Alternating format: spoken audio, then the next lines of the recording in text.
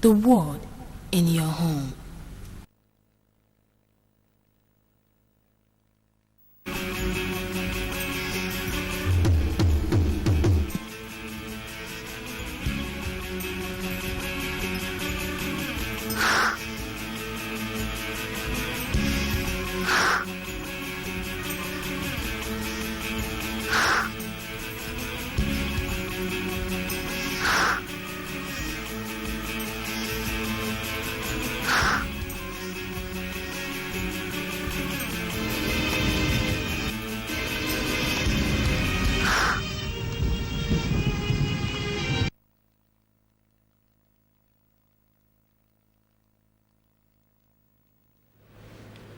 Good morning and welcome to your one-stop breakfast program on MCL TV. Good morning, Abia. Ojawa is my name. It is the Monday edition of the program, 12th day in the month of March 2018. The program comes to inform, entertain, and educate you. I have Stella Mando with me in the studio this morning. Stella, how are you? I'm fine, thank you, Oji. Good morning, and of course, good morning, audience. Thanks for joining us on today's edition of Good Morning, Abia, your one-stop breakfast show on MCL TV. I am Stella Mando. All right, now, the way we do it every morning is to begin with the words on marble. It tells us things we really need to know about ourselves. Of course, when you're looking to bring out the beauty or the best of you, I mean, that's when your day begins. And so we are starting with the words on marble, and it says, no matter how many goals you have achieved, you must set your sights on a higher one. Jessica Savage. No matter how many goals you have achieved, you must set your sights on a higher one. Now, life is about goals. When we were younger, we used to say we would do this. In the primary school, in the secondary school, okay, we will do this. You now realize that at every point you keep setting goals. Now, Stella, when you look at life, the moment you hit this earth, once you're born, you see challenges. You really need to, begin to look at what you want to be, who you really want to be, and it begins from birth. Now, a child begins to grow up. A child begins to see the world. A child begins to see challenges around, and you begin to form your own opinion of all these things. Now, that's the formative period. The moment that is over, it becomes that moment you start setting goals for yourself. Once you enter school, you say that whether you are 20 or 30 in the class, you want to tell yourself you want to be the number one, first, second, third, or you want to be the first from the rest. It's just a trend to say that whatever you tell yourself you will achieve, that is definitely what you will achieve. So to add to what there was on Mama Rose this morning, just to tell our viewers that there is no limit to success. Okay, keep pressing hard, and of course keep doing it. And also remember that you must see challenges along the line. So always know that in every dark tunnel lies a success. Yeah, sure. When you set goals, definitely there's going to be challenges to actualizing it. But you need to press on. You really need to move on, and before you know it, you will actualize it. Those challenges makes us strong. It strengthens our willpower and takes us through the journey of life. So you may have achieved some of the set out goals for the year, but keep setting new ones. There's no end to it. All right, let's leave it with our Stella Mando for the news of the morning. And straight up to the news making round the world. The federal government says treatment for Lassa fever remains free and urge members of the public to disregard news to the contrary. The Chief Executive Officer of the Nigerian Center for Disease Control, Dr. Chikwe Ihekwazo, said this in a statement on Sunday. The NCDC boss disclosed this in a reaction to newspaper reports that the high cost of treating Lassa fever is responsible for the high mortality rate recorded so far in the country. He urged the federal government, he said the federal government had ensured that ribavirin, the major drug used for the treatment of Lassa fever, had been provided free of charge to persons for every single case of Lassa fever reported in Nigeria. He said in addition to ribavirin, the treatment centers have been provided with other essential commodities required for the prevention, diagnosis and treatment of Lassa fever cases. Ihekwazo added that the NCDC had rapid response teams supporting the state governments of Edo, Ondo, and Ebonyi for 6 weeks in all aspects of the response. The U.S. Secretary of State, Mr. Rex Tillerson, will arrive in Abuja on Monday today for his first official visit to Nigeria. Report says that a press advisory from the U.S. Embassy said Tillerson will hold talks with President Muhammadu Buhari on Tuesday. Tillerson will become the highest-ranking official in the Trump administration to visit Nigeria. The secretary is expected to hold a press conference at the presidential villa on Tuesday. Tillerson is also expected to be joined in the press conference by the Minister of Foreign Affairs, Geoffrey Onyama, the embassy stated. Tillerson has been on a week-long tour of Africa.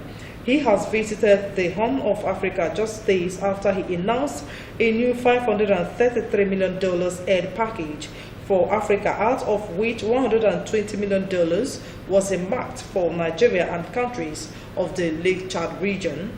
When Tillerson meets President Muhammadu Buhari, both men are expected to discuss counter-terrorism efforts and humanitarian issues in Nigeria's northeast and the Lake Chad basin. He is also expected to discuss how to advance peace and security, promote good governance, and spur mutually beneficial trade and investment with the president. During his visit, he is expected also to meet with the U.S. Embassy personnel and participate in events related to U.S. government-supported activities.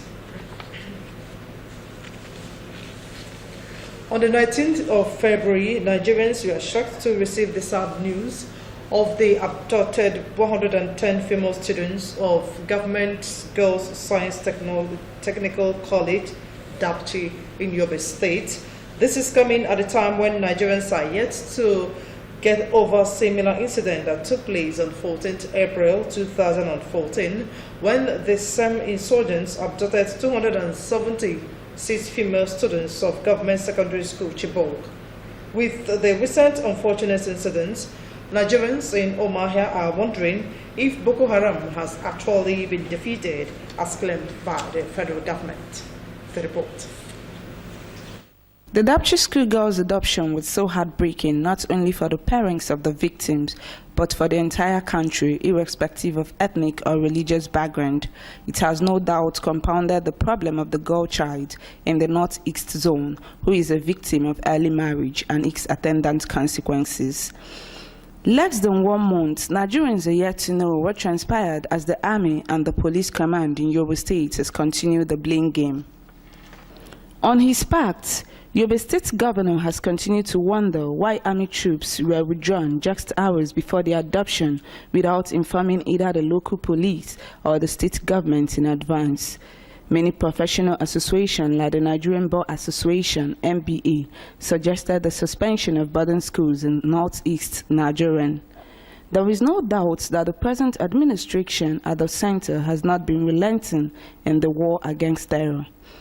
At the time, the federal government announced that it has completely defeated the insurgents. However, the latest adoption of female students of Dapchi School has left most Nigerians wondering if Boko Haram has been defeated. Across sections of the residents of the capital city bear their minds on this issue. They at the top are telling us that they have defeated Boko Haram technically. That's what the Minister for Information told us so many, I think about 2 years ago or a year ago. Well, it's left for you and me to judge whether they have been defeated. So that word, that clause, technically, I don't know the real meaning. Because to my own understanding, defeating somebody technically means you have disarmed the potentials, weaponry, the power of that person. Therefore, even though that person is, shaking or making noise, he cannot do anything more than that.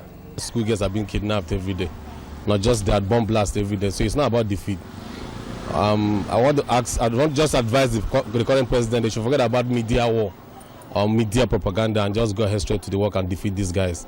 They commended the federal government in its efforts so far, but they said that more should be done to protect lives and property. Some members of the Dapchi community, including the parents of the adopted girls, have taken their case to the National Assembly. On Thursday, the people staged a peaceful demonstration at the National Assembly. Gloria Opara, MCO News.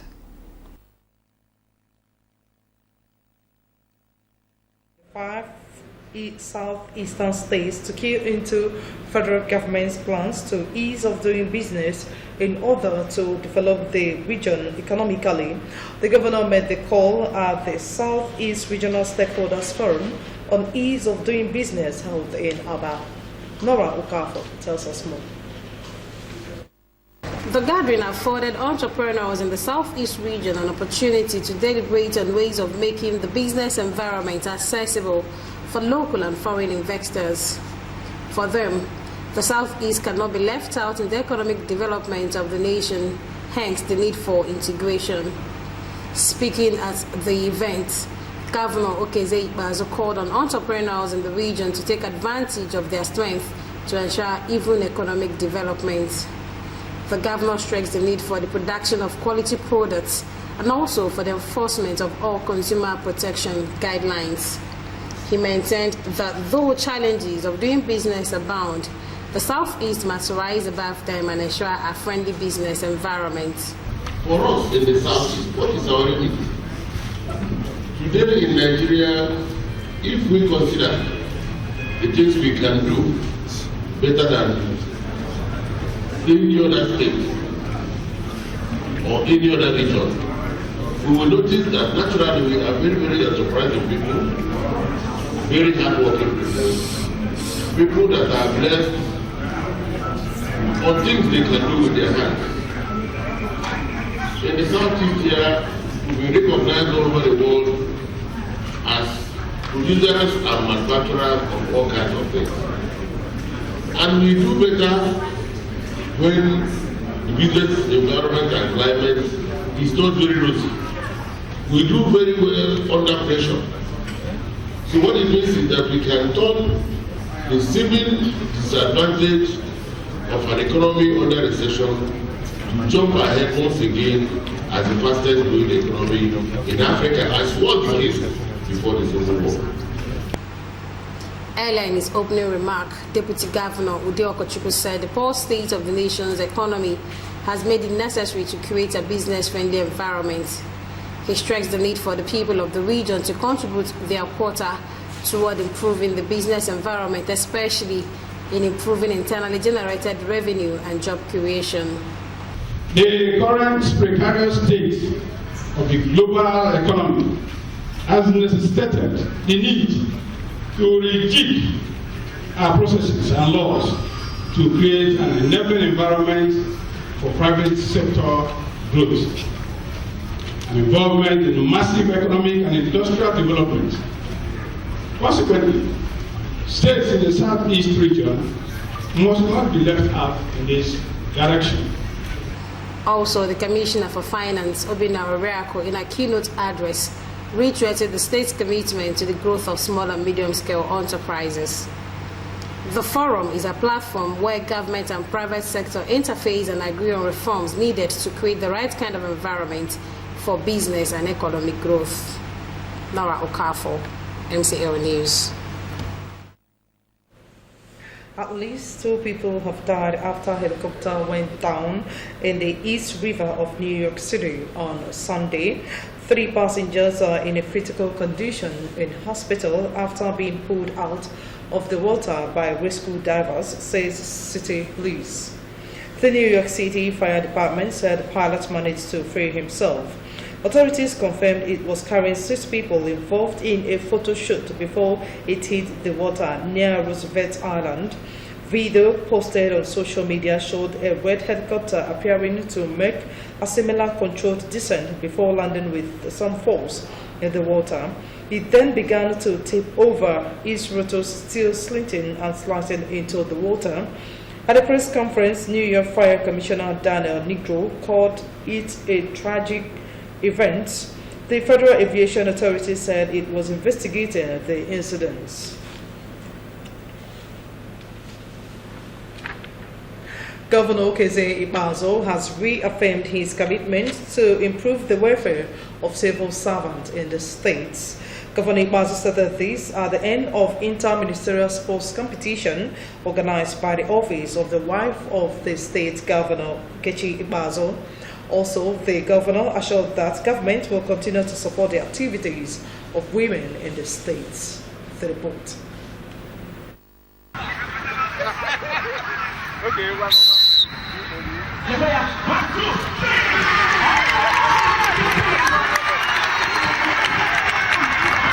That was Governor Okeze Ibazo kicking off the ball to mark the last football competition of the Inter-Ministerial Women Public Servants Competition at the Omaha Township Stadium.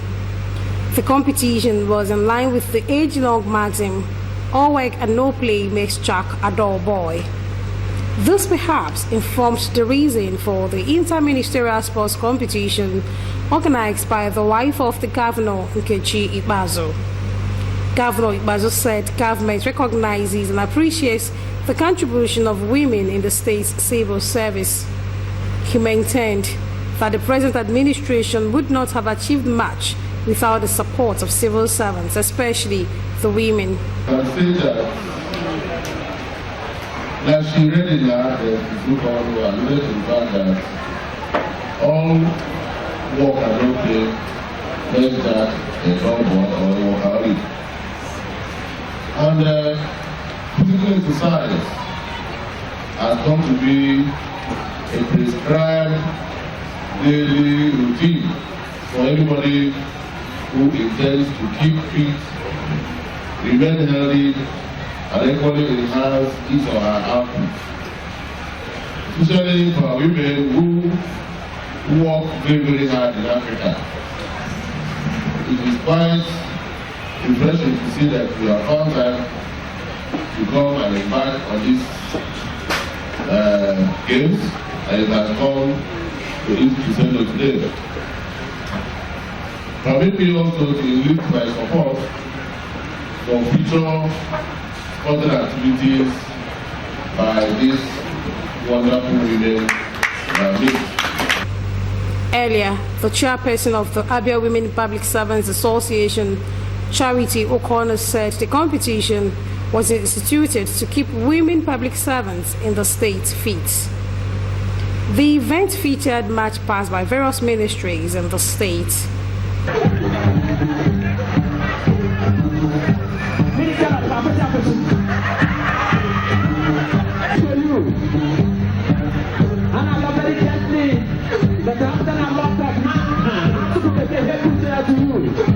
Nora Okafor, MCL News.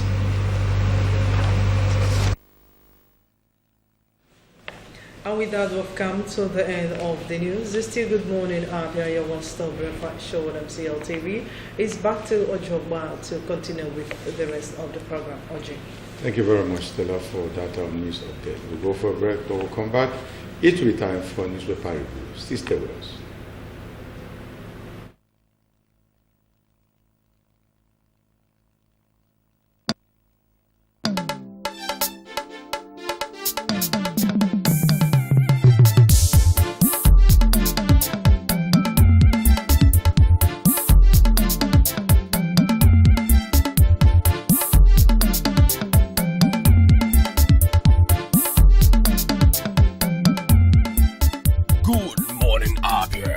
One-stop breakfast show on TV.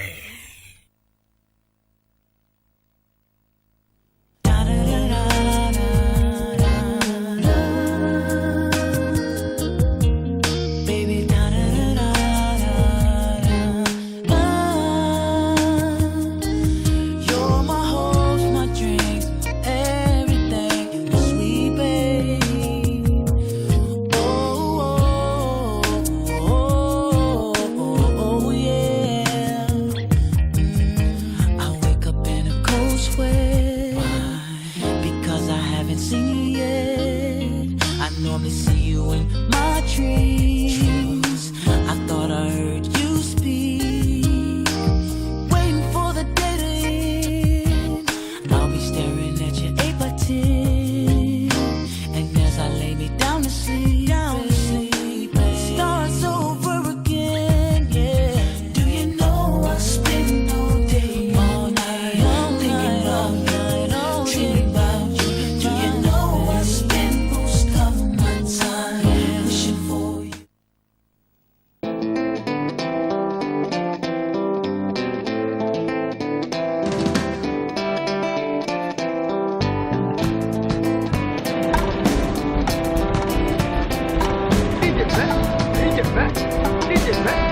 Ah!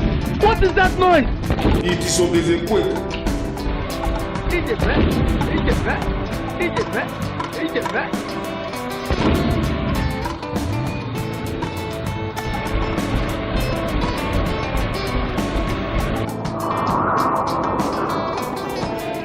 What did they happen? Yeah, now look at the case.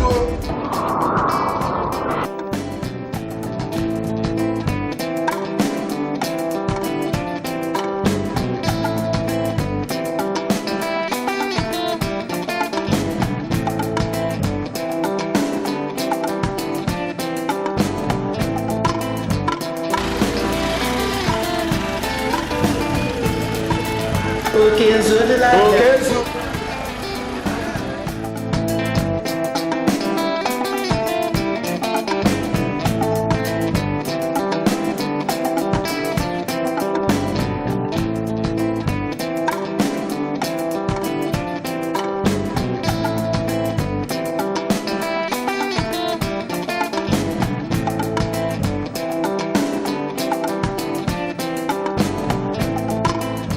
Time to rebuild Abia. I urge you to set aside our differences so that together we can join hands and build the Abia of our dreams. Remember that my word is my bond.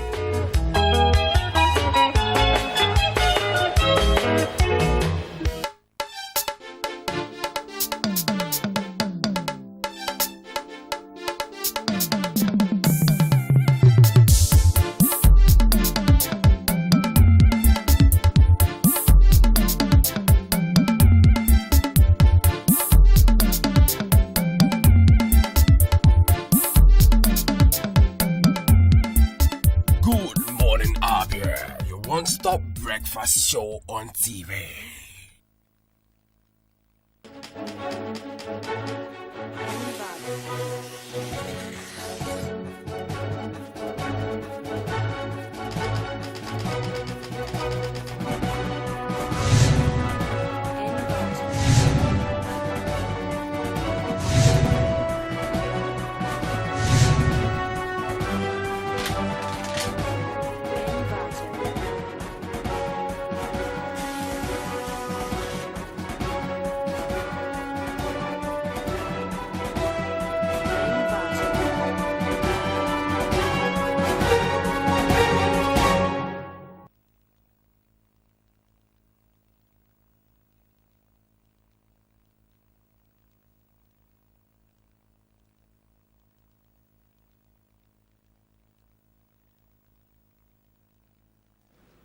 You're welcome back. It's time for us to take a look at the papers this morning. As usual, we are starting with the Daily Sun. Daily Sun, NFIU amnesty over Nigeria as 8-month coup meets. That's on page 6. The major headline, Ekorocha draws battle line with Catholic priest. Imo government vows not to succumb to blackmail. Story on page 4 and 5. The picture element under this story headline is that of wife of Rivers State Governor Justice Eberechi Nyesom Wike left with Archbishop of Niger Delta Province, Most Reverend Ignatius Kati, and his wife Beatrice during the Mother's Day celebration at the St. Paul's Anglican Cathedral, Dio, Port Harcourt, yesterday. 11 killed in Cross River communal clash. Youths take to guerrilla warfare. Stories on page 4. Beer, cigarette to cost more. Buhari approves new excise duty for alcohol and others. Stories on page 6. I did not call for military intervention. Ekuremadu. Stories on page 41. I did not call for military intervention. Pick a copy of the Daily Sun and see what this story is all about. It's on page 141. You will read up this story. I will go to the back page of the paper, the Daily Sun. First, we meet Kashmir Ibokwe, Buhari, nepotism and lessons from a town called Isofia. This is a pathetic story. Of course, that of Kashmir Ibokwe you read on page 36, and on page 11, Pathetic. Lagos Task Force men arrest. Lagos Task Force men arrest and jailed 80-year-old man for no just cause. Well, if you go to page 18, you'll be able to find out what exactly this man did that made him to be jailed at the age of 80. Public Forum, Amadike Ogaram, Okorocha, his succession plan, and Uche Nwosu. Okorocha, his succession plan, and Uche Nwosu. Of course, here you have the face of Imo State Governor Okorocha and Uche Nwosu. There's no cover of this very article. Just do yourself a favor, pick a copy of the Daily Sun and read up the story yourself. And straight up to the Nation newspaper this morning, at the top at the top left of the Nation newspaper, Senate, 13.5 million naira monthly running costs, no big deal. Go to page 12 and get the details of that. Niger Delta Modular Refinery is in progress. Go to page 41 and get the details of that story. Beneath that, federal government helps Adichie, M.O. Abudu, and of course Omotala is found on page 8 of the Nation newspaper. Enugu to repair 233 bus shelters and others. Enugu to repair 233 bus shelters and others is found on page 40. And on sports, Chelsea's victory assigns Victor Moses. Go to page 10 and get the details. Moving down excise duty, cigarettes, alcohol to cost more.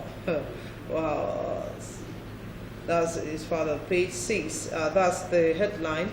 Closer to the picture element of Finance Minister Kemi Adeosun. Cleanup of voter register continues, says INEC. It's found on page 7 of the Nation. Tillerson arrives. Go to page 43 and get the details of that. The boldly written headline says, Southeast governors to build 430-kilometer ring road, roads to connect states to promote regional development and easy movement. Is found on page 40 of the Nation. Moving down, Army draws battle line against killer herdsmen. Stop or face decisive action. Go to page 6 and get the details. Moving down underneath the picture elements there, I never called for military takeover, says the Senate President Ike Ekweremadu. It's found on page 8 of the Nation. Now straight up to the back page of the Nation newspaper this morning. At the back there, coming from Sam Omaseye in Touch, Soldier Envy. Soldier Envy, you can see the picture element of Ike Ekweremadu. Of course, go to the back there and get the details of that Soldier Envy coming from Sam Omaseye. Moving down, Shetima Antidotes. See the picture element of Shetima. Shetima Antidotes, still at the back page of the Nation. Moving down on hardball, an insider's intervention. An insider's intervention is found at the back page of the Nation newspaper. Now on rebels, PDP needs surgery, says PDP stalwart. Now the response there says, surgery after death. That's on rebels. And of course, go to the Nation and get the details of the headlines that I just read out this morning. All right, the last but not the least is the New Telegraph. Alcoholic beverages, tobacco to cost more as federal government jacks up excise duty. I never called for military intervention. Ekweremadu, that story is on page 31. If you get to page 2, you read up this story. Appeal court moves to clear 1,312 pending appeals. On page 38, Oshenike says, I was physically and sexually abused. CBN external reserves soared to $46 billion. Stories on page 2. Right, the major headline of the New Telegraph this morning says banks record 26,182 fraud and forgery cases worth 12 billion naira. Lenders sack 320 employees for fraudulent activities. NDIC probes banks. Page 2 is where you find this major headline. And this major headline is picture elements of truck drivers defy military and government's relocation order. It's on page 4. You see the story. Right, stationary trucks and tankers on Ijora-Apapa Bridge and Orile-Ikomu flyover in Lagos. This was yesterday. Killings, Army 3 Things commanders with court-martial vows to deal with arsonists and killers. Now, header arrested with military rifle. Stories is on page 5 and 8. On page 34, you see this third-hand smoke increases lung cancer risk as a health tips. You go to page 34 and pick it up. All right, let's go to the back page of the paper quickly. On Mabo, it says, it is important for people to know that no matter what lies in the past, they can overcome the dark side and press on to a brighter world. Dave Powell said. Right, no matter what lies in the past, in their past, they can overcome the dark side and press on to brighter world. All right, going to page 38, we meet Raw, hopeful of Eagles' success in Russia. The Eagles coach is hopeful that the Super Eagles will do well in Russia. All right, public arena this morning, Femi Odere, who will save National Assembly from itself? Who will save National Assembly from itself? Here you have the faces of Dogara, Fayemi, and Al-Rufai. Who will save National Assembly from itself? All right, going down by the corner there, you meet High Chief. High Chief this morning says, pastor arrested with guns and ammunition. That's the news. And the High Chief quickly said, yes, now it is fight to finish with the devil. It is fight to finish with the devil. If praying and fasting can do it, well, maybe God can also do it.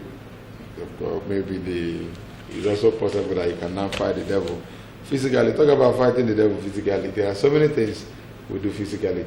That is some of the things that people would attribute to the devil. If we forget them, well, there's really no need for the God. Well, funny ways of saying things, even when they are serious. So much to read up. And it surprises me most times people don't see the need to read up these stories.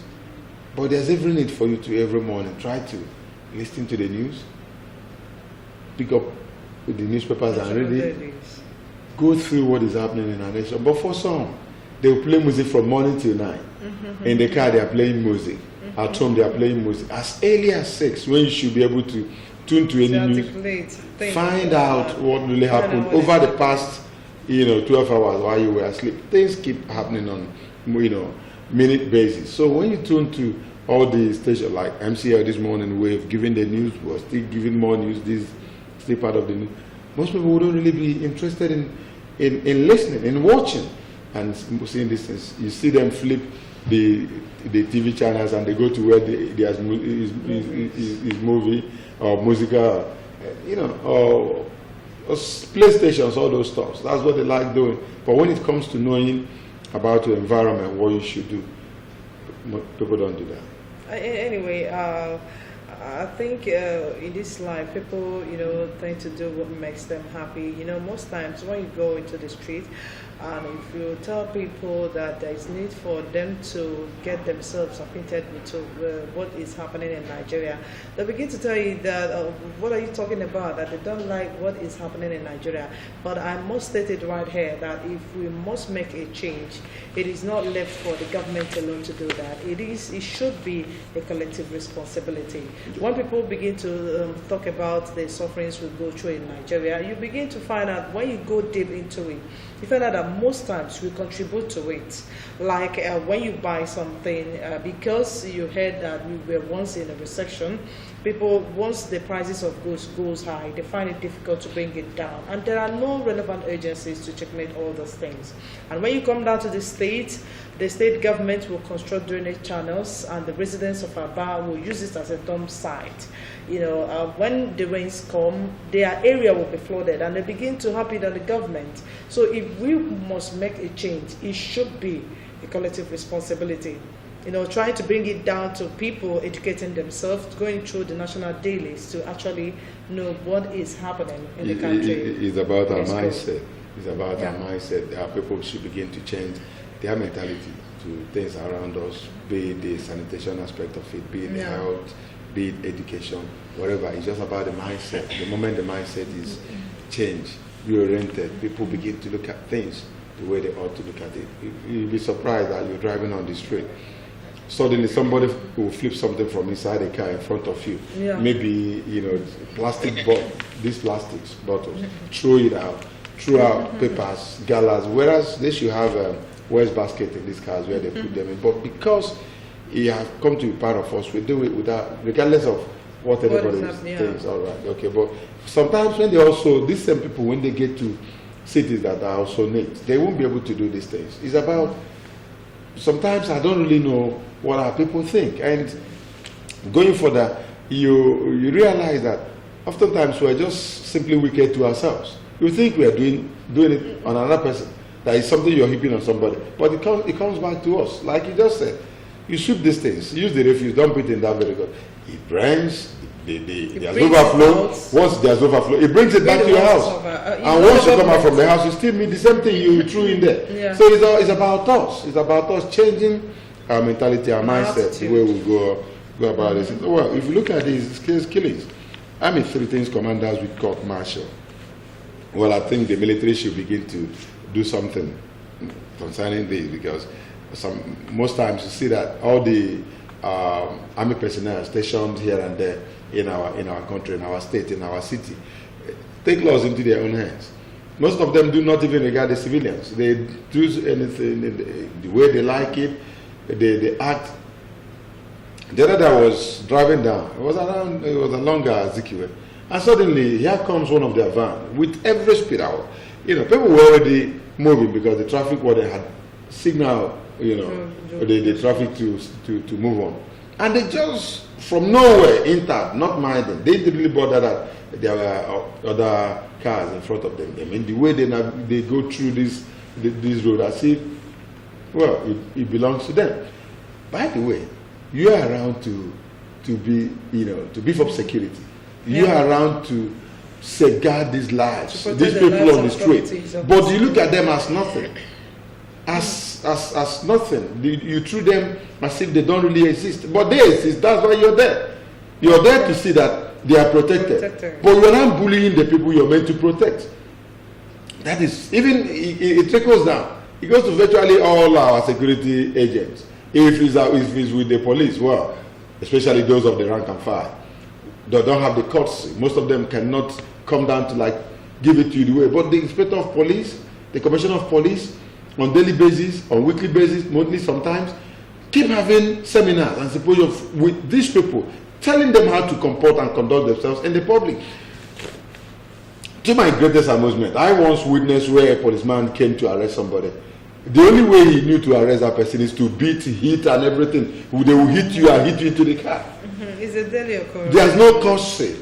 I mean, we show you your warrant of arrest, duly signed by the DPO. Of course, there is ignorance on the part of our people. You can't come to me and want to arrest me. You're also using force. First of all, you need to show me the reason you're arresting me. I need to have that warrant of arrest duly signed by a DPO of the division where you're coming from, so that I'll be able to tell people where you're taking me to.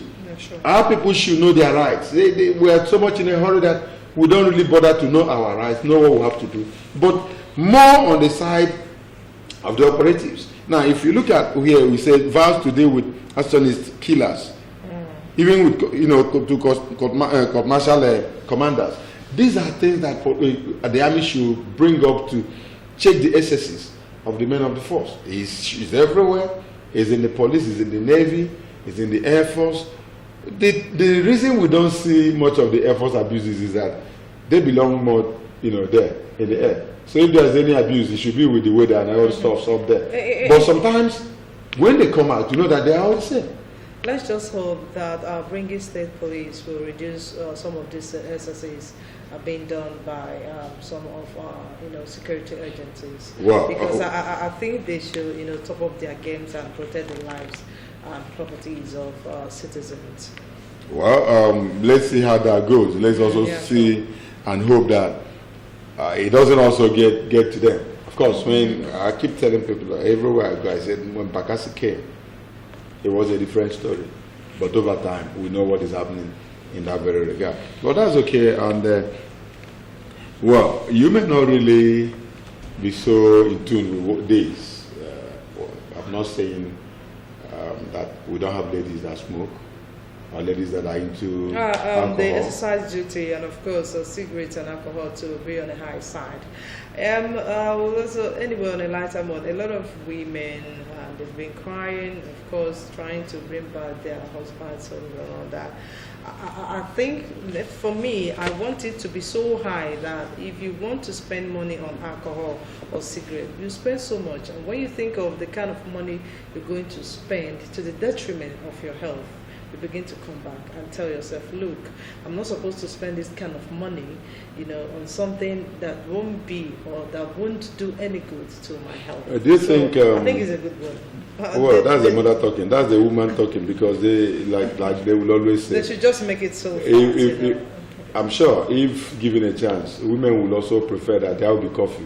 There will always be coffee in the nation, so that the men will come back home by 6. Just like it was done in Abia State during the. So that men will run back home by 5:30, every evening. But let me say this: I think government is doing it more on the part of business, revenue generating. It's not really a way of curtailing the drinking habit or smoking habit of people. And yes, but I'm just shifting it in. The people that will, benefit more from it. That's actually what I mean by what I said. You understand what I mean? Well, you want to use that way to discourage people from drinking and smoking. Smoking, yes, because it doesn't do good to their health.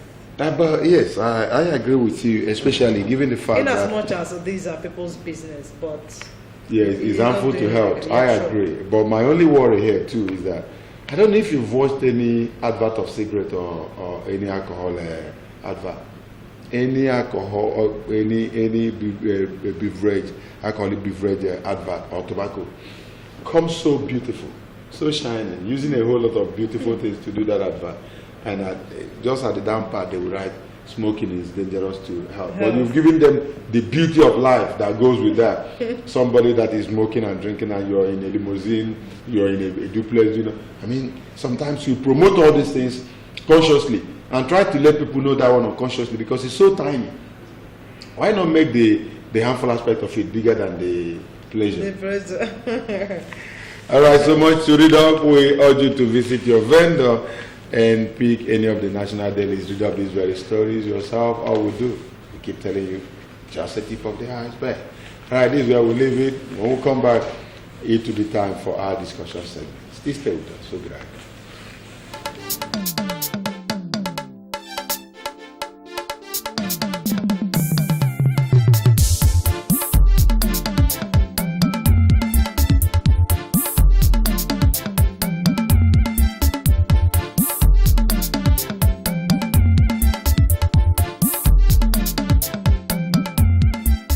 Good morning, Abia, your one-stop breakfast show on TV.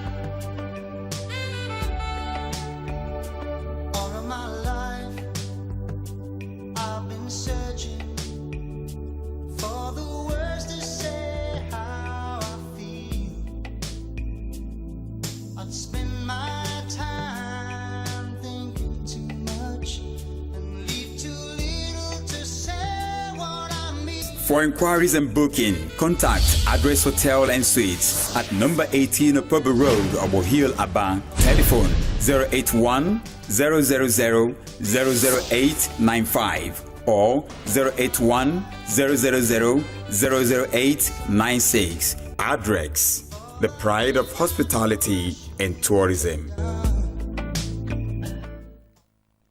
Have you heard of Prescal World and Heaven Options Limited?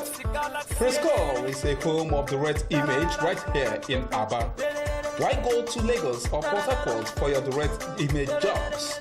Come to Prescal World and Heaven's Options located at number 145 Azikwe Road, Abia for perfect cover page, journals, magazines, brochures, and flyers.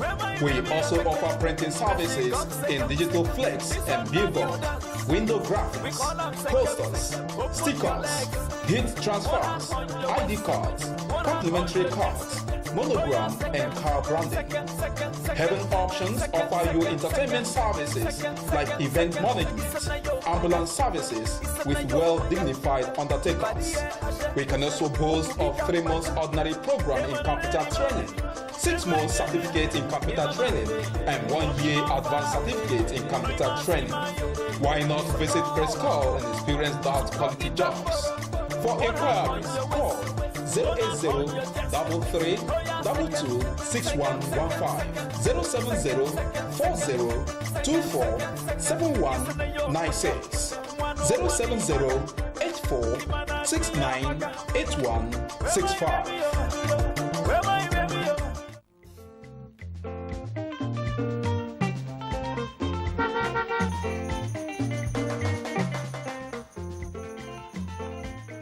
Do not deface Abia State with posters.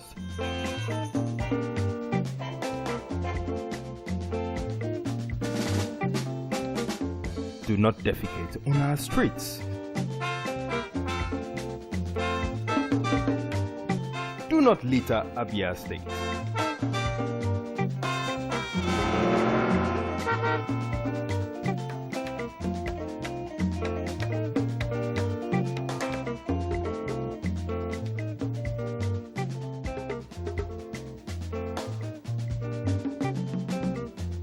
My brothers, I say wetin man go do for this world where people no go talk.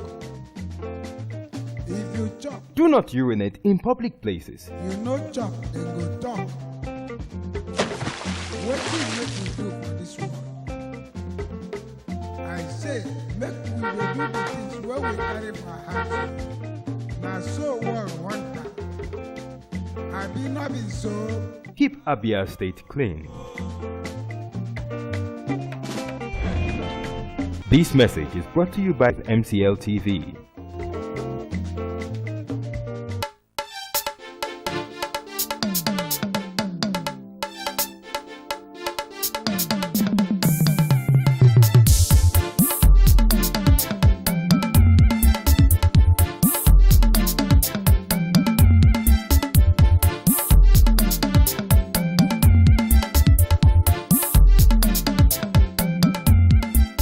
Good morning, Abia. Your one-stop breakfast show on TV.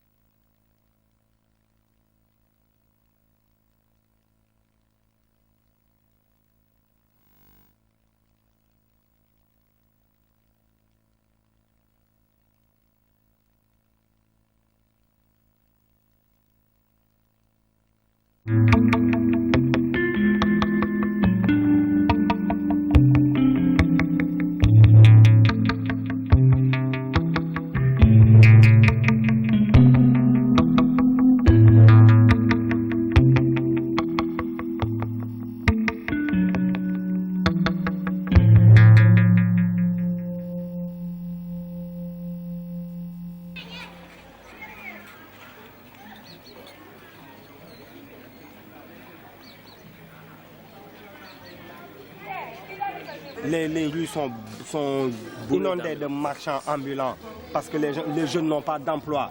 L'auto-emploi, tout ce qu'on peut faire, c'est dem jaay ak jënd. C'est bien dool lot ci dënd bi jëflante jaay ak jënd bi dool nañu sa nguuru dëmm bi. Nguuru dëmm bi mais bàyyi ñu jël nii après nga yokk ko si parce que image bi lay jël nii heure bi la quoi. sa fental wër ki fa nguur mu taxaw ak si ñeel bëgg sant doom direct peuple ba lay rey 12 ans de chômage 12 ans de malheur 12 ans de chômage pendant son fils le super ministre se tape 4 ministères marchant sur des cadavres pour quitter le pouvoir 12 ans de malheur 12 ans de chômage Wade risque de quitter la scène sous les huées des pierres marchant sur des cadavres pour quitter le pouvoir.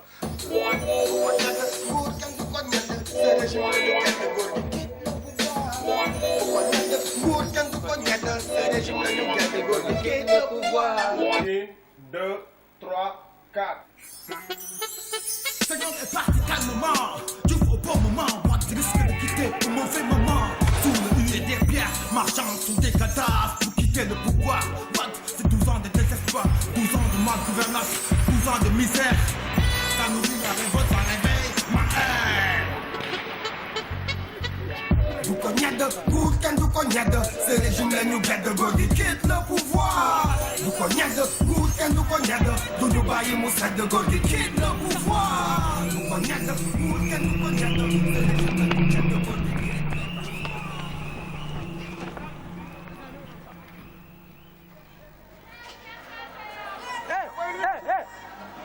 am na lu mu wax wow kii wala wala xaru de non man Fatou very nice boy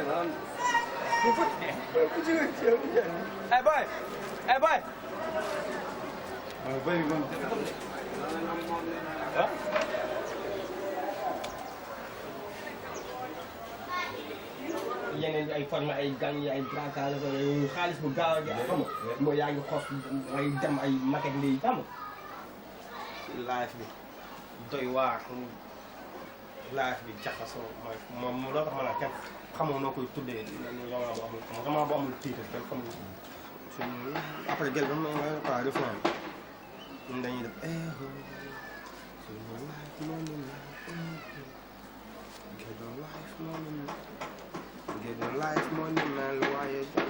On est des artistes. Donc à travers ce qu'on fait, on voudrait changer le sort de notre vie et de beaucoup de jeunes Sénégalais. C'est combattre le système qu'il y a ici. C'est ça le système sénégalais. C'est le système. Tu connais qui? C'est qui te recommande? Ouais. Tu viens, tu as ton diplôme, tu cherches un boulot. À côté, il y a quelqu'un qui a fait moins d'études que toi, mais qui connaît le directeur ou bien qui connaît la tante de l'oncle de la nièce du cousin du directeur. Ouais. On le prend à ta place.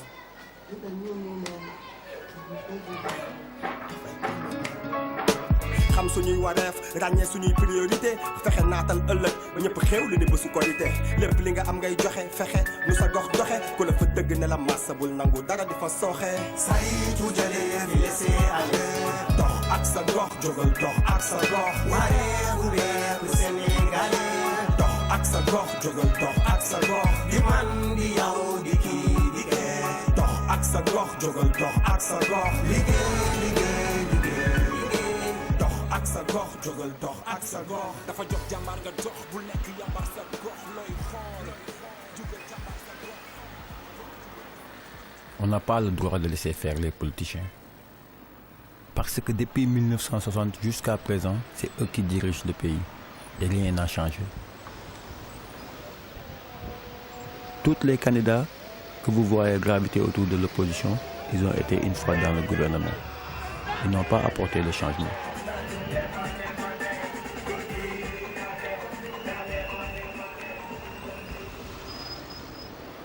Depuis mon très jeune âge, j'écoutais les discours politiques. Mais en grandissant, je me suis vite aperçu que c'était des discours politiques, faits pour vendre au marché des illusions.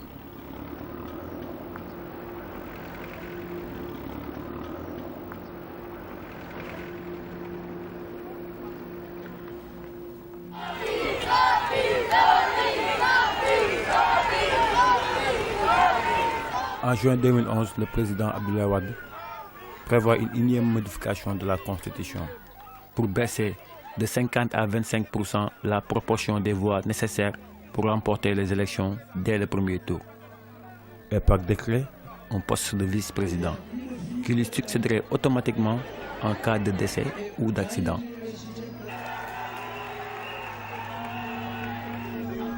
C'était clair dans la tête des Sénégalais que Wade préparait la voie pour son fils.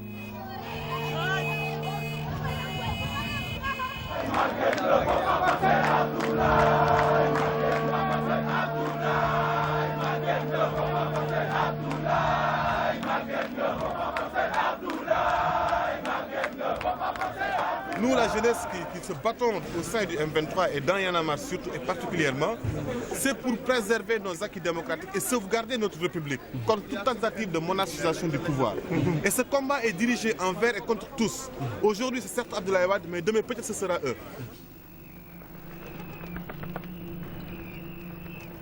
La veille du jour où les députés allaient voter la loi, Y'en a marre a appelé la population à sortir massivement le lendemain pour manifester contre cette loi. Et immédiatement, Tchad Mallet et les autres sont arrêtés.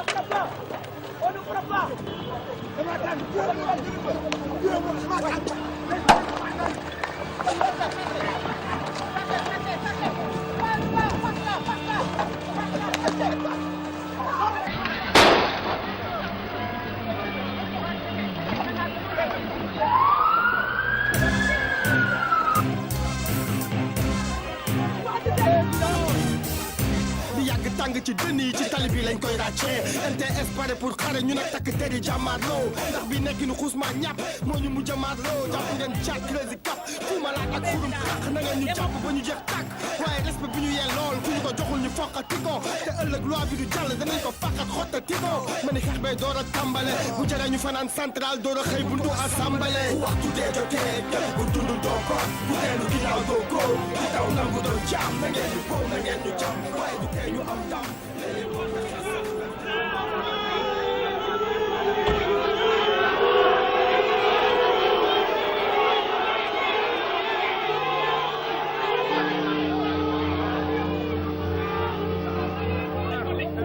Le Sénégal n'a pas une Le Sénégal n'a pas les établissements autofrappes. Le Sénégal est pour nous. Le pays libéré. Nous ne l'accepterons pas. Le nouveau cap, le départ de Abdoulaye Wade. Face à cette colère populaire, dans un Sénégal peu habitué à la violence, Wade décide de retirer son projet de loi. Je crois que ce jour-là, le peuple a compris qu'il pouvait jouer un rôle pour combattre la candidature de Maître Wade.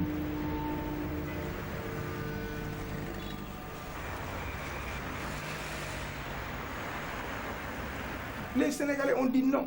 Et en 3 heures, il a reculé. Et ce n'était pas encore la vraie mobilisation. Ça, c'était juste un lancement. Mais la vraie mobilisation, il la verra le jour de sa validation. Parce que c'est tout le Sénégal qui va sortir. La première chose à faire, c'est de dire qu'en fait, le pays n'est pas ma propriété privée. Le pays est un bien du peuple. Et le travail de Y'en a marre, c'est de faire des populations un peuple. Tchad l'a dit, Y'en a marre de nous-mêmes. Et nous l'avons commencé par nous-mêmes, quoi. Parce que quand même, il ne faut pas oublier que chaque génération a une mission. Et tu as le choix. Soit tu l'accomplis, soit tu l'as failli. Et nous avons décidé de l'accomplir pleinement. Nous avons fait Das Fananan, qui consistait à demander aux Sénégalais d'aller s'inscrire. Là, on est en train de faire Fanané Das, qui consiste à aller récupérer les cartes d'identité. Tu as fini de t'inscrire, tu vas récupérer ta carte. Nous sommes dans la période des contentieux. C'est-à-dire régler les problèmes si ton nom est bien mis, si ton nom n'est pas bien mis. Y'en a marre est sorti pour le dire. Même les politiques ne l'ont pas fait.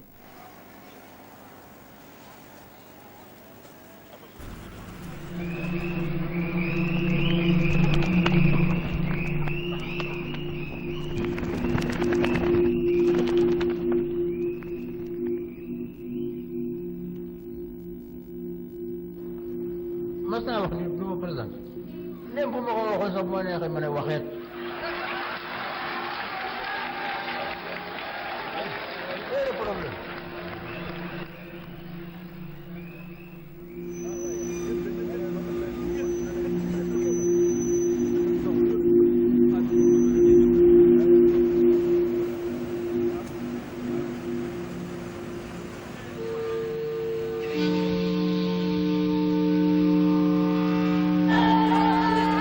Pour Wade, l'argent a toujours été un instrument de conquête du pouvoir ou un instrument de maintien du pouvoir. En politique, il faut être très rusé. Et c'est pour ça que Wade est au pouvoir. Il est très rusé. Et la vérité que l'on connaît déjà va apparaître en termes de chiffres. Qui pouvait en douter? Quel homme de bonne foi pouvait en douter? Dans ce pays où j'ai fait des réalisations pendant 9 ans qui n'existent dans aucun pays africain. Aucun. En avant le Sénégal, en avant le Sopi, vive la jeunesse, vive les femmes, vive l'Afrique. Pendant les campagnes électorales, souvent les politiciens vont dans les villages les plus reculés du Sénégal pour acheter les cartes électeurs à 5 000 francs. Et là-bas, tu peux voir des gens qui peuvent rester 2 mois sans voir un billet de 2 000 francs. Des gens sont vulnérables aux manipulations de Wade. Ça fait longtemps mais ne seen bët ne jàq si li di tàqatoo fay njiitu démb ak tey si biir nguuru maa tey bëgg nguur ku mu taxaw ak signal. C'est-à-dire ça disait ouvrez vos yeux sur le mal qui vient de naître et qui pousse. Les gens le regardent comme ça. L'état d'hier et l'état d'aujourd'hui, c'est-à-dire l'état de Senghor et de Abdou Diouf, c'est toujours dit la même chose. C'est je m'en fous, c'est dit je m'en foutisme.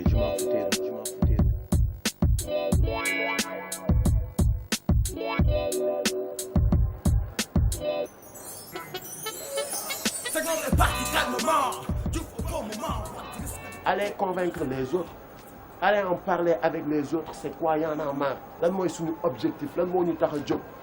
Allez leur dire que ni c'est pas encore ñu xam ko ni c'est pas un parti politique.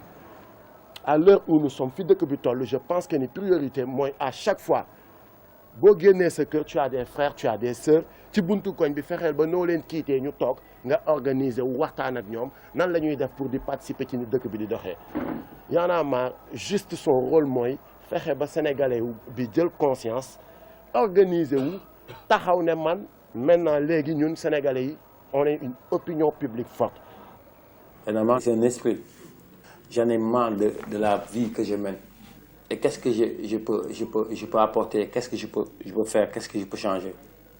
Et à part de toi, te lever pour faire juste un acte, dire non.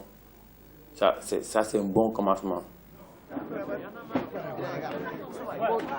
ñi dem ñëpp solidarité quand on frappe séparément sa waay kenn du la faale da ngay toog kaw la dóor mu ne taw kenn du ko dégg kii ne Médina Toum kii ne Parcelles Feu mais bu ñëpp booloolee ne bëm c'est juste 200 000 personnes yoo xam ne ñoo nekk fenn di def benn faut pas forcer ma ñàkk sama faut pas forcer yéene xel ak kattan benn bu si manqué sa faluwaat man ta dagan bilaay ma toon nga royukaay balaa nga def sunu constitution bi sa fawkaay Ablaay bul wuti benn alibi bul mel ni Xadafi soo bañee ñu mel ne wali bi Abdoulaye faut pas forcer.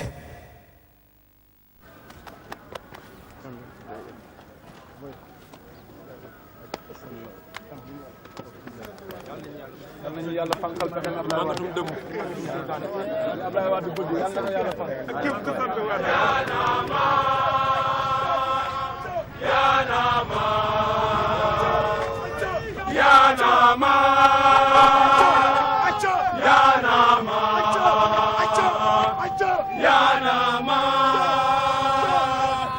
Aujourd'hui, le 27 janvier, nous nous sommes tous réunis ici pour attendre le verdict des 5 juges du Conseil constitutionnel sur la validation de la candidature de Maître Wade.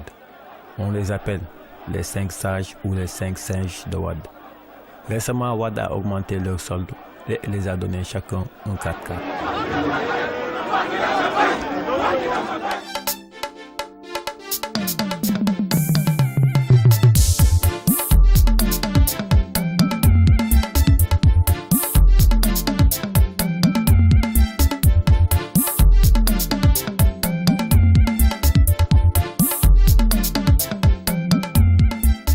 Good morning, Abia, your one-stop breakfast show on TV.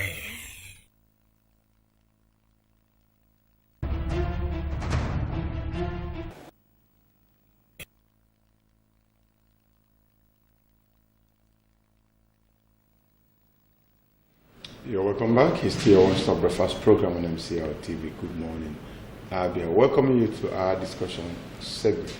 Today we're going to center on security.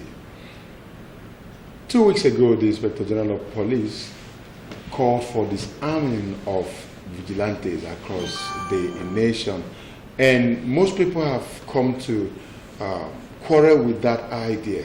Some people said it's a plot to disarm civilians against attacks by a group of people, but some have also felt that this is a move to reduce the security consciousness of the people or alertness of the people by way of protecting themselves. That some people, some of the vigilantes is for the protection of the people. You take your minds back to when Bakassi was operational in Abia State until it was taken over by the state and it became Abia State Vigilante. You have other form of vigilantes, the hunters, the neighborhood vigilantes, and all the rest of them. And so the Inspector General of Police said, we need to end all this. Reason is that civilians, it should also be known which is civilians and that civilians shouldn't also carry arms. And this morning we're going to try to look at it and ask if it's the right move. What is behind this? Are there ways it can also be handled and civilians will still have their security or protections they so deserve, and all the things that is provided by these vigilantes? And by the way too, who are the vigilantes that is to be disarmed?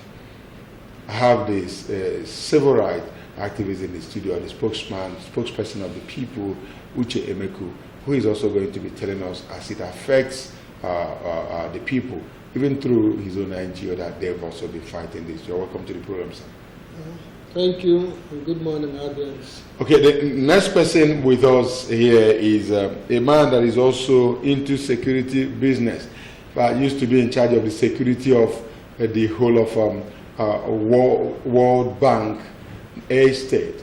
They know him as the governor of World Bank. That is the phrase they use, or in that part of the city where they provide security for themselves. So he's into this security aspect or security life of the people. So he's going to also be telling us as it affects the people that he has been in charge of for some time now. Prince Chilaka Chinenyeze, good to have you. Good to have you, brother. You're welcome. Now that you've joined us, both of you have joined us on this very program to look at this issue of disarming the vigilantes. Let me start with you, Chilaka. Now, I sworn that the security of the people in the whole of World Bank, and you know it's a very big estate that was vested upon you, and you've used vigilantes. The last time you were on this very program, you did say the exploit people were able to make using vigilantes and going to the root of it. Now, when you heard about this disarming of vigilantes by the Inspector General of Police, what was your reaction? How did you feel about it? Well, repulsive anyway, definitely, because I know that to some extent police have failed, to some extent they are still doing well, but ordinarily, hence, and if they say that individuals are police friends, it's a symbiotic issue in the sense that the individuals can still control their security through harnessing police. And ordinarily, hence it is not inimical to the general view of security. If ever discovered, they should or would have highlighted it to the public have an issue. Having woken up one early morning and say that the vigilantes should be disarmed, right? Look very inimical to the society. All right, now, very inimical to the society. What do you think informs this idea of disarming, vigilantes? I believe somebody is not just trying to be very truthful to the issue of security. I think somebody is either misinformed or has decided to play a cruel joke on Nigerians. Given the fact that all over the country that insecurity has become order of the day. And in fact, if there is any group to be disarmed, it is the herdsmen, it is the Boko Haram, it is the militants, and it is all these other group that is anti-society. This other group that does not see it that Nigeria should remain one. This other group that believes that the only way to make their own living is to establish fear in the hearts of the people. These are the ones that the IG should have made efforts to disarm, and not the man that has applied for light weapon. Just like a double barrel, the hunters, they also use this thing. Then the vigilante, like in Abia State, you have the Abia State Vigilante Services, you have it in Anambra State, that we use in augmenting the efforts of the police.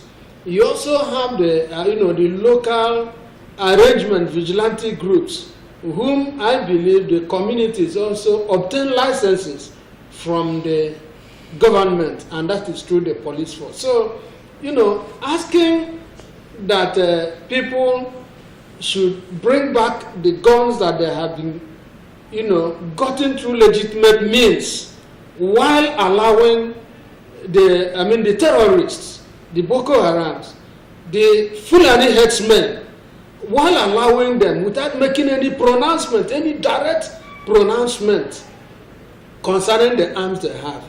It is as a situation where you disarm the innocent and arm the violent, even without bringing anything on the ground that shows, yes, that you really want to take full charge of that insecurity. Doesn't the vigilantes include henchmen?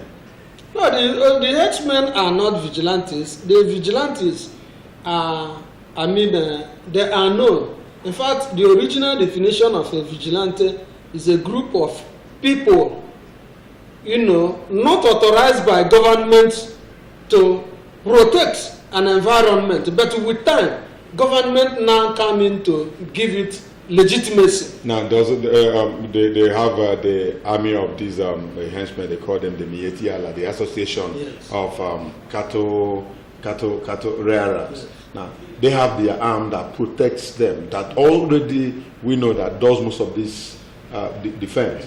Are they not, if what you've given us a definition of vigilante is anything to go with, don't you also think that they are vigilante because they watch over a group of people, just like vigilante you mentioned, watch over the people as well to protect them? Since these people protect and see to the affairs of the cattle riders, don't you also think that they are part of the vigilante? No, I don't think. Mieti Allah is supposed to be a non-governmental organization, a pressure group that seeks the welfare and the good of their own people. They are not authorized to carry arms in any way. These are just like you have the shipping company, the shipping council. Yes. Just like you have the Nigerian Labour Congress. Just like you have the Ratawu, those that are interested in the welfare of the workers of the television and all these other groups. Like you have the Nubife and the government, and the bank. Like you have all these other things. These people, their major job is to ensure that their members' welfare are taken care of. to ensure that government does not bring a policy that is very corrosive to their business, that make sure that even the exploitation of labor. So in the case of Mieti Allah and the rest of those other groups, their own is to ensure that they bring in their cattle, sell them at a competitive price, ensure that their members are not badly treated. It is not an organization that brings AK-47 to give to their headsmen who move on the field. It is not. Uchilaga, I will come back to you on this. You know, what we want to establish is actually the group that is to be disarmed. Yes. Because when you talk about the vigilante, anything that is local, yes, anything that is not government, agency is local. So thereby it becomes vigilante. Now, Prince, looking at your involvement in vigilante services, would you say that it's a threat to the unity or peace of the state? Because the IGP made the people to understand that some of these people that carry arms are also the people that unleash mayhem. They could use it for any other reason. It's all right. That is, though I know that has been the threat from the initiators, but the truth about it is quite and the aberrations. Let me use the word in the sense that personally, when I am in the security affairs of World Bank, before initiating a vigilante group, I think I was working in Sinquanon with the police, from the IG to the CP, from the CP to the area command, from the area command to the divisional police, right? Which they were meant to know that they have no right to a limitation. Their right has a limitation on handling individuals. And it was a perfect result because they were working on nook and cranny of that environment, perpetuating every environment and harnessing the criminals. As such, handing them over to police. And they had a lot of applause and kudos from the police because they assisted police immensely. Definitely, having known the fact that they were not actually muchly trained on arms handling, right? They were actually involved in those arms because of the criminals in which they are pursuing. They were pursuing. And as such, when they still capture the criminals, they don't even shoot. Nor injure them. No, unless it's necessary. Yeah, unless necessary, on defense issues. They will still carry them and go to police for prosecution. So if somebody can decide and wake up in the morning and see vigilant group as a threat to Nigerian citizenry, means he has an ulterior motive. All right, having that ulterior motive is what we want to find out. Yes. If there is such, or if it's actually government policy. You know that every government will have its policy, and every CP will also have a statement. Mm-hmm. And when this CP, when the IGP came in, he did say that he's much more involved in community policing. He tried letting the people know that they should partner with the police in ensuring that there is, security in their area. Of course, we know it, that security is not just one man's business. Don't you think eliminating the vigilantes will be another way of not really agreeing with community policing anymore? Yeah, the thing is this, like in the case of this vigilante, let me tell us, vigilante is a child of necessity. This matter came in as a result of the inability of the police to really police the environment, despite the fact that you have about, you have their presence in all the 774 local governments of Nigeria. In fact, even outside the local government, you still have the divisional police officers. That is, I think, is about 2,500 and in that region. That is the number you have. And maybe because their personnel, according to United Nations estimation, their personnel is supposed to be a policeman to 400 persons. But we have here in Nigeria a policeman to 600, which is grossly inadequate. And the situation as it is in Nigeria, where corruption has eaten deep into the fabrics of every government institution, you find out that the people, what gives rise to this vigilante, these things, when the people looks at the inadequacy of the government, they will start, they will form a group of young men that will oversee, the security situation in conjunction with the police, because before the community can, commission a security outfit, even at that local level, they will make contacts with the divisional police officer, who now goes up right to the IG, who are now looking at the situation on the ground, will now ask them, okay, partner with these people. Now, the vigilante group, in some cases, you now bring it up as a vigilante group that goes in. They are given extra training. Like in the case of VGM Nigeria, which I have also studied their papers, in their own case, they are trained extra. They are given extra training in intelligence and vigilance.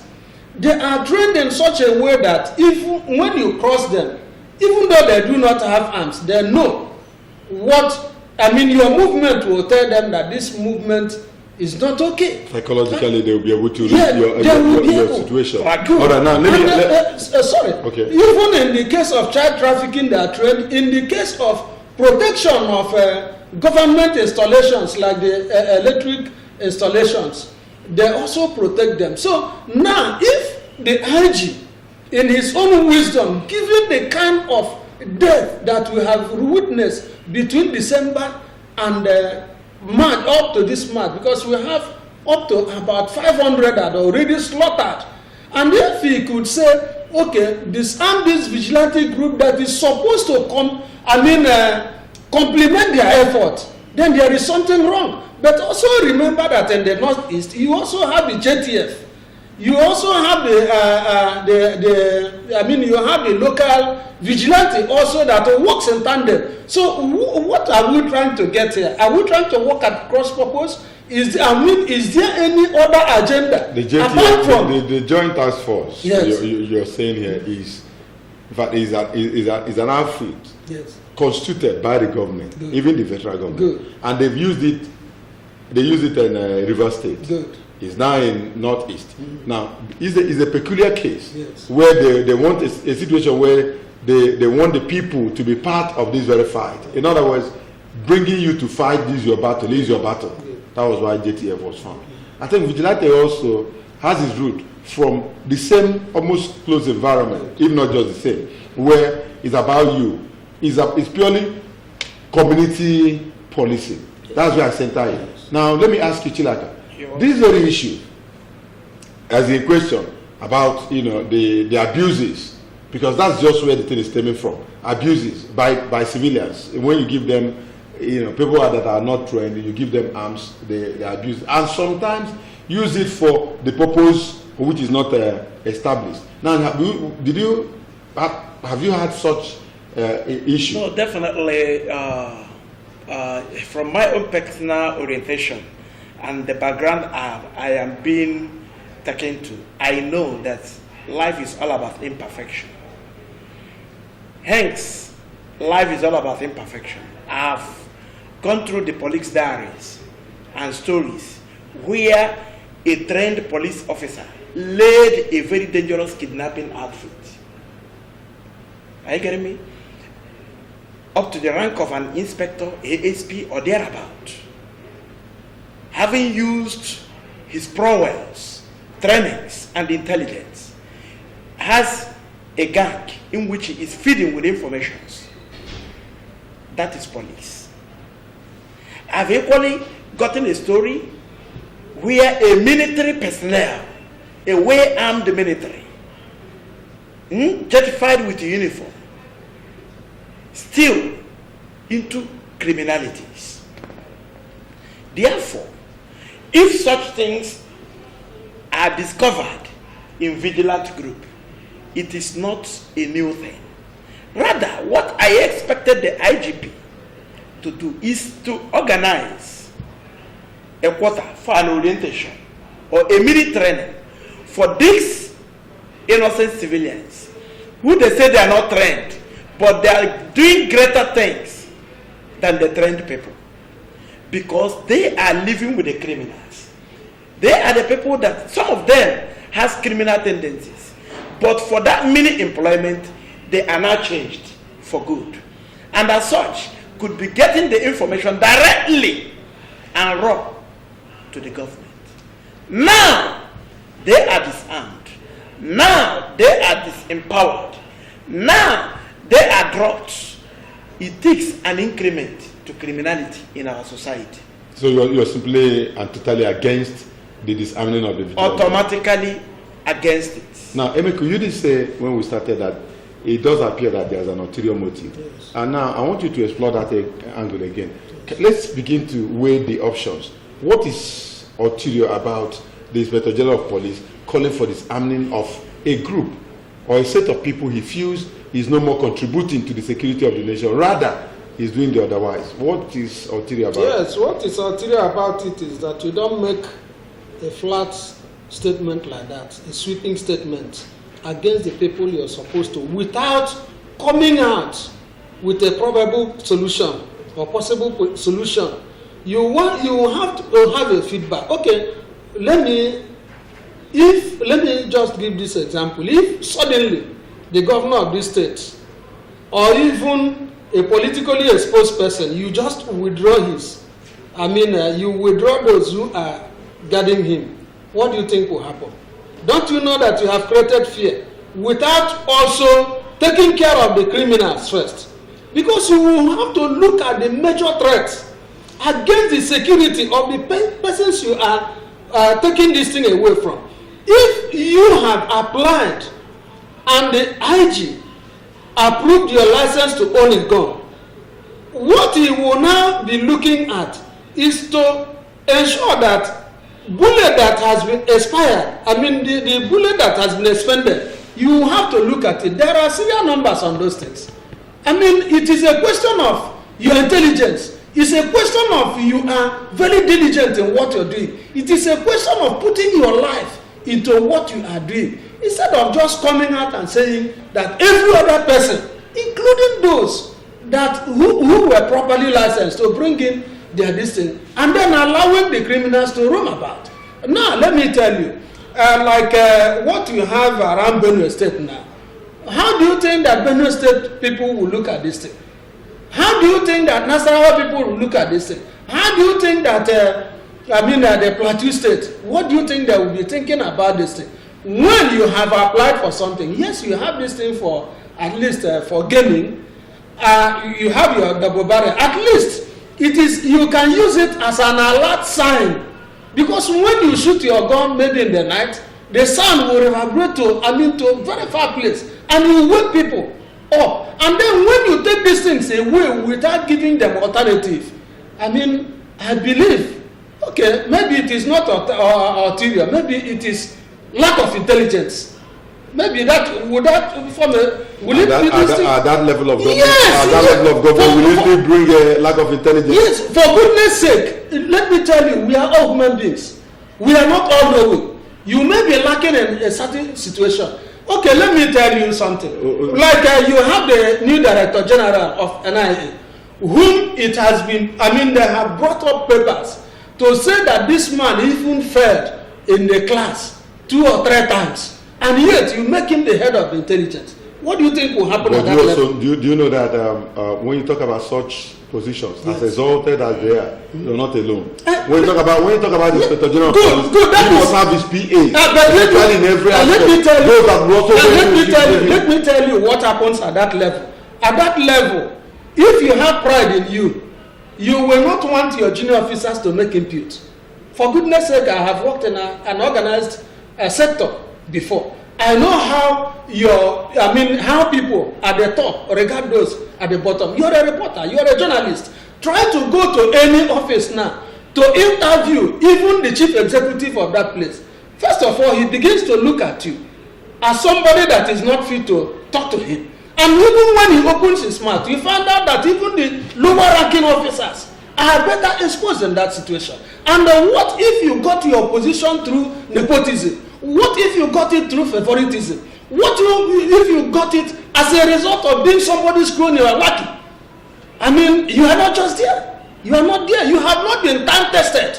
You have not been, work tested. You have only taken your place as a result of your background, which is not, passing through the means as normal.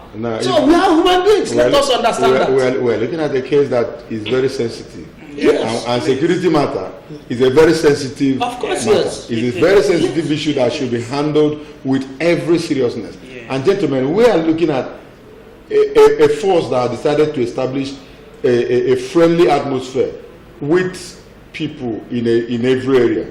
We call them neighborhood. Yeah. Now, as it's segmented, don't you think that the IGP is trying to avoid a situation where arms will be in wrong hands and cause more mayhem than is trying to I'm coming. I actually, you know why I asked you this question, Tilaga? Yes. A situation where you have a group of people that have these weapons and there's an attack. Because they are not trained, they can somehow panic and begin to shoot vertically out. Maybe even kill those that they are supposed to protect. Yeah. Don't you also think that the Inspector General of Police is trying to bring up a situation where these people will only inform the police? If there's such an attack, they will call in the police, raise the alarm, and they will come instead of engaging it's all right. the people. Ordinarily, honestly, just like my colleague have been saying, to some extent, I oppose some of his points directly. I won't by any time say that the IGP is not intelligent. I did not say so. No, I'm talking about myself. Ordinarily, because I know that in police processional steps in promotion, a lot of things, trainings, schoolings, and still worship must have taken place for him to come to that. The level of Inspector General of Police. He must have been through a lot. Yes. So he must have been equipped with intelligence, experience, and all it takes to be the IGP of this federation. But however, the point I am borrowing from his argument is that most of the times they are instructional. At the point he's occupying, he's sitting and listening from many angles. And as such, there are people, I believe, the sacred cows, who he cannot turn down their requests. And most of the times, that respect is jeopardizing to the nation as a whole. But however, ordinarily, we have no rights, we have no power to initiate a vigilant group with arms if the police have been doing their jobs. If today police have decided to do their jobs through any means or through what they are now planning, because I know before this initiation there must be a plan, I still believe that it is still their duty to protect lives and properties of Nigerians. Having decided to disarm the vigilant groups and every other nefarious group within the neighborhood means they are ready now to take up their jobs. We are still watching because we still talk. All right, because we continue to talk. Yes. Ours is to advise. We'll take it from the people to the government and government to the people. We'll have to go for a break. When we come back, the line will be open so that you can join us in this very discussion. Still stay with us. We'll be right back.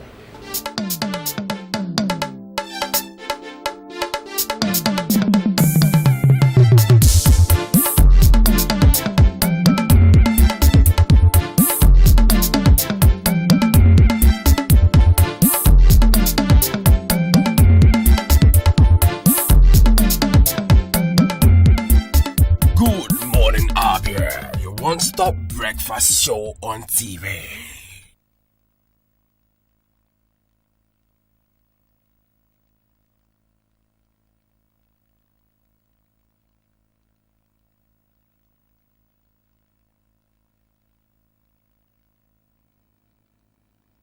Welcome back. And off camera, we're also still talking, about this because it's a serious issue. And Chilaga was of the view, in fact, if I still of that very view, that the politicians somehow have a hand in whatever that is happening in the society today. Of course, they are the people that dictate somehow.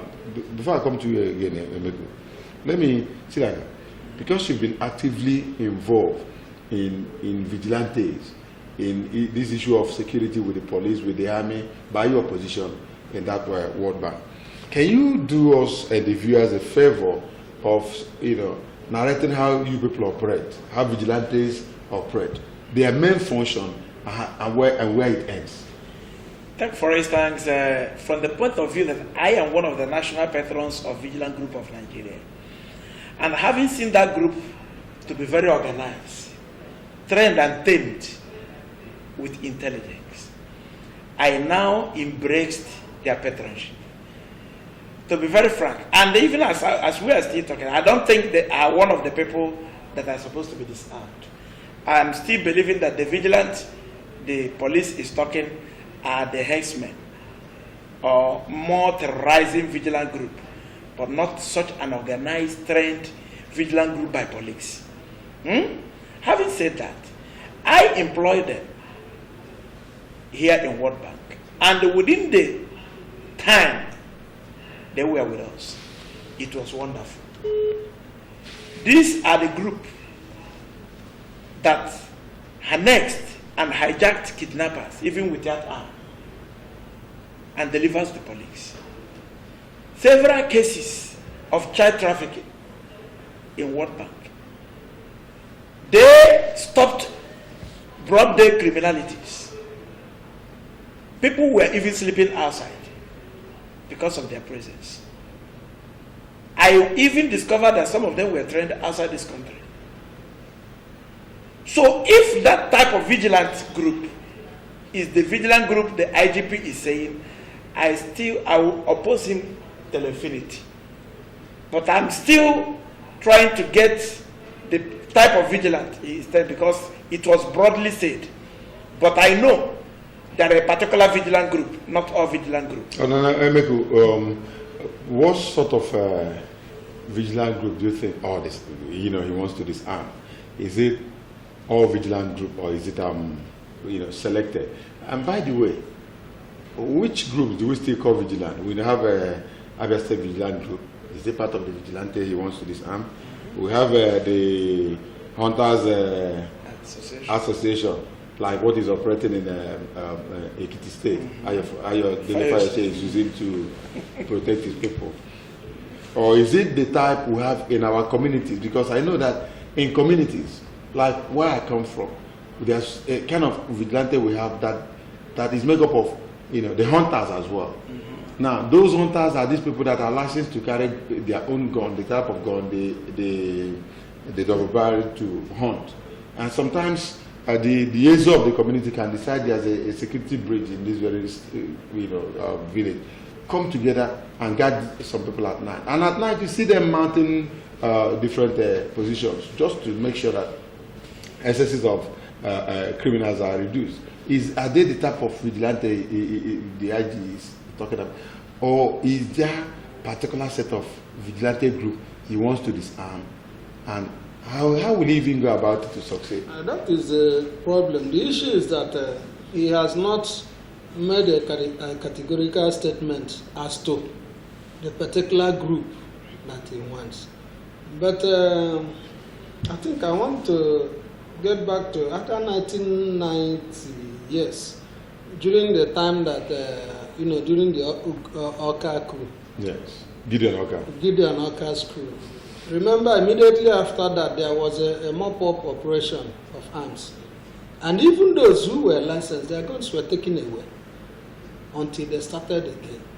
So I believe that somehow, somewhere, because he has not made this categorical statement, that is why there is a problem.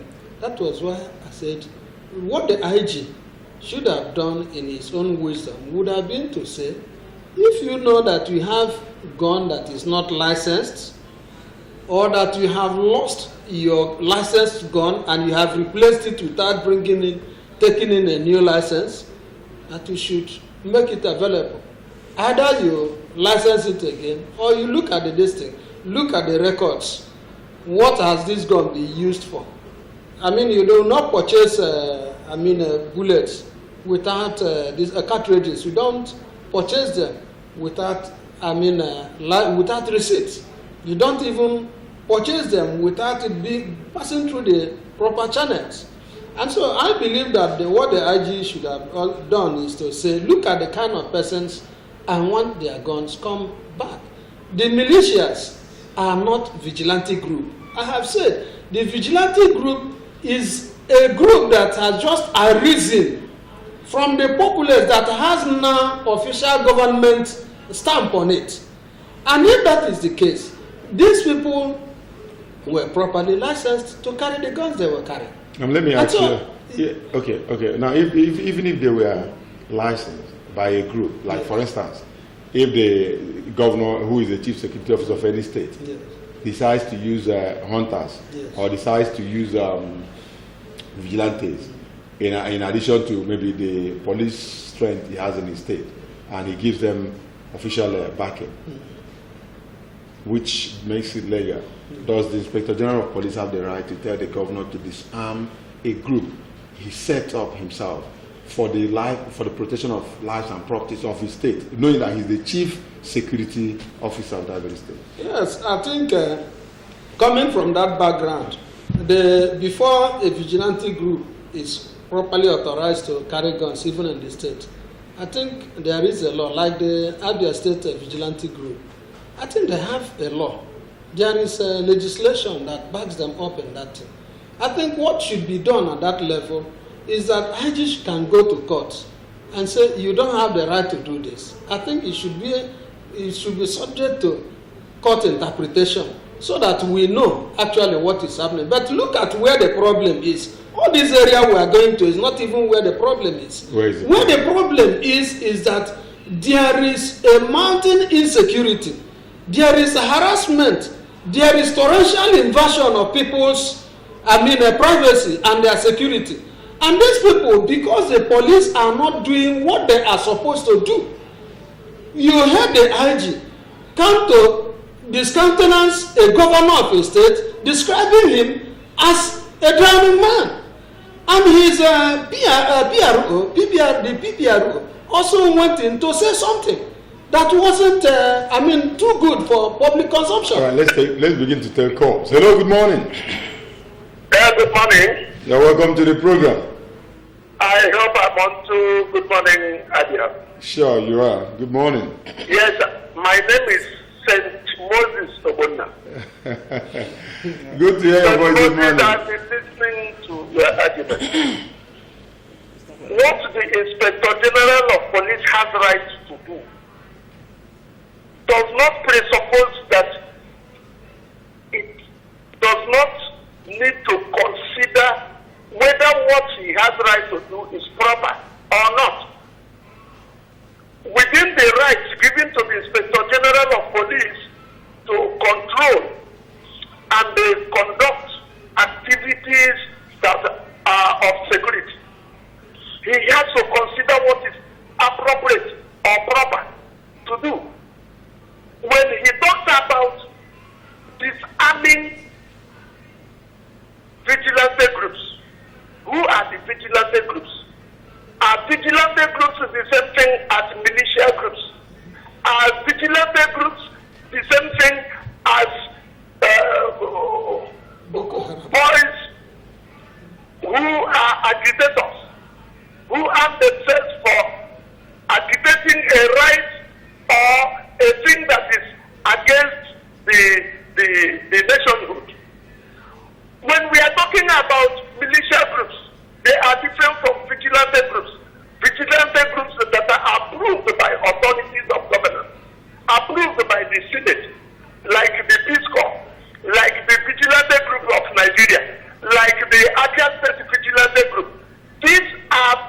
who are organized and approved by the local governors, like the government of the Abia State, like the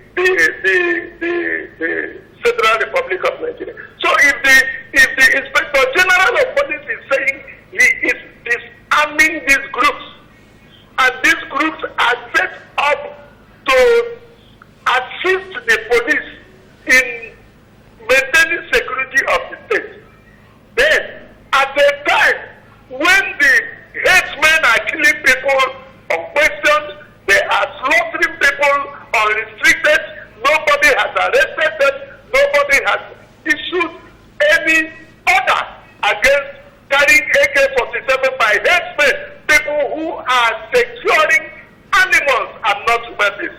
And now you are making an order against people who are securing human beings and not animals. My brother, it calls for a question. It has an eyebrow to raise.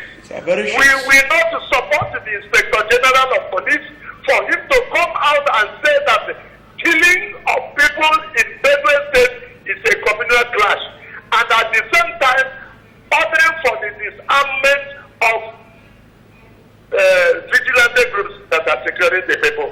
Right. Means nothing but the same thing as he is supporting the headsmen in killing people. Thank you very much. We will not support him. Thank you very much. Right he has to secure the nation does not include disarming the nation against the headsmen who are slaughtering people. Thank you. Thank you very much, Sir Moses Obonna. Well, gentlemen, because of time, I think we will continue. This issue is a very long one that if we continue, calls are coming and we still need to go to other areas. Maybe tomorrow we'll continue, and but let's just take this last call and then you people will round it up. Hello, good morning. Hello, good morning. When you call, please turn down the volume on your TV set. I'm sorry, I have to cut you off. Sir Moses said it all from his own point, even as a legal practitioner, where it begins and ends. Now let me ask you finally, Emeku, on this. Maybe we'll continue it tomorrow. What do you think is the way out? Just in 1 minute. The way out of this situation is that the Inspector General of Police should resign this order. He should withdraw this order that he has given, and then go all out against these headsmen, and then assure us that our lives are bigger, better, and more refined than that of a cattle. Because from the statement that he has made, like I said earlier on, some of these, when you have some of these things coming around, is when there is no proper articulation. It does not mean that somebody is not intelligent. Right, thank you very much. After all, native intelligence is quite different from book intelligence. They are not the same thing. All right, thank you. Chidaka, tell us just in 30 seconds. Like in my introduction, I use the word inimical. I use the word aberrations, right? This particular inception or the order having not been well explained for the common Nigerian to understand what he meant by vigilant, right? Because vigilant group can be anything. So I think, as far as I'm talking now, I know what is in mind is not the organized vigilant group. So if actually he meant the organized vigilant group, I know that this particular order is injuriously very inimical to Nigerians. All right, so you're saying he should rescind it. Okay, that's the much you can take of this. We'll continue again tomorrow. Of course, viewers, I want to apologize to you that we won't be able to take more calls from you because of time. But we'll do that again tomorrow. It's time for sports with Kekon Gabriel. Don't go away. We'll be right back.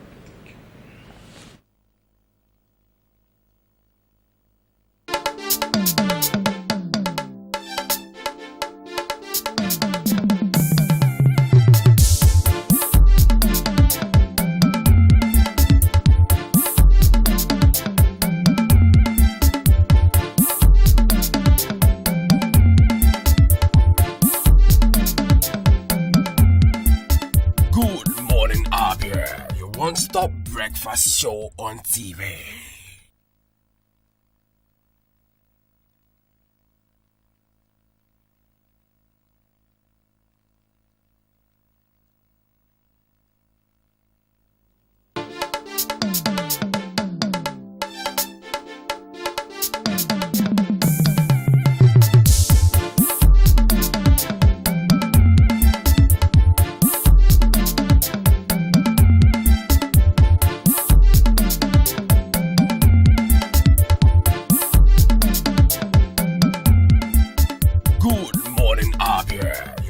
one-stop breakfast show on TV.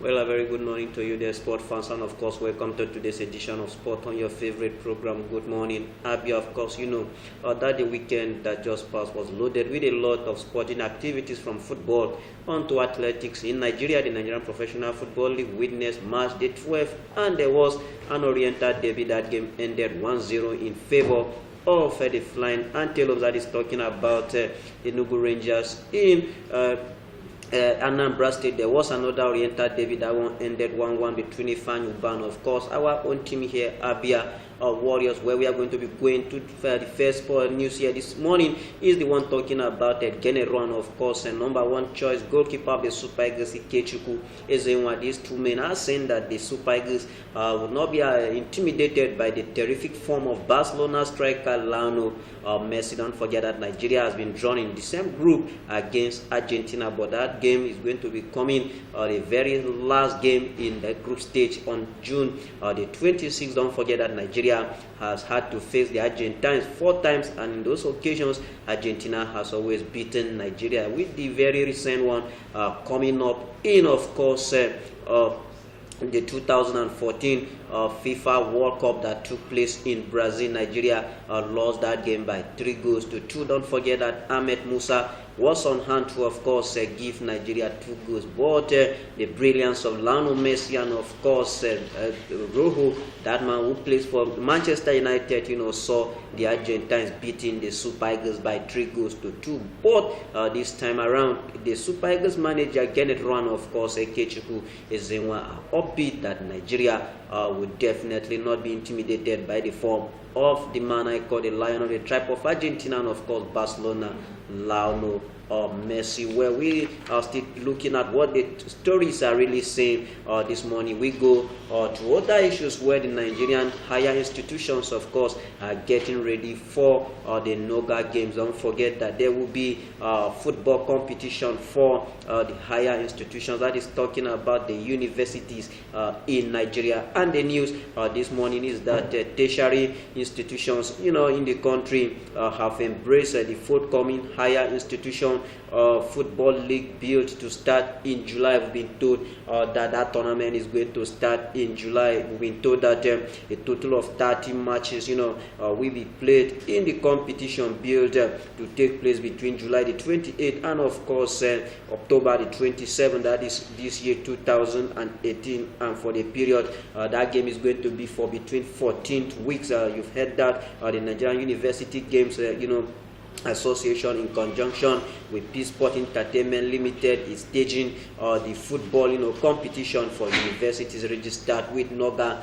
That is what the news is also saying, where we are going to be going to the Nigerian Professional Football League. We did have, like I told you, that the league witnessed match day 12, and there were a lot of interesting results that really took place there, where the first news is that Lobby Stars moved to the summit of the Nigerian Professional Football League after edging out hard fighting Katsina United in their match day 12 feature at the Apaku Stadium out there in Makurdi. While veteran forward, of course, that man who once plays for Enyimba, his name is David Tiakase, scored the winner for Solomon Obiede's men, his first of the campaign in the 69th minute, while in Damaturu hosted Yobe Desert Stars put an end to Kano Pillars 8 match unbeaten run handing the Simon Dagida a 2-0 defeat. We also have other results that Kano Pillars defender Joel Dinjong did score a whole lot of goals there to ensure that that team was of course defeated. Well, this is where we are going to be calling it short on today's edition of your favorite program, Good Morning Abia. God's willing, tomorrow Kekon will always be on ground to give you what the world of sport is really saying.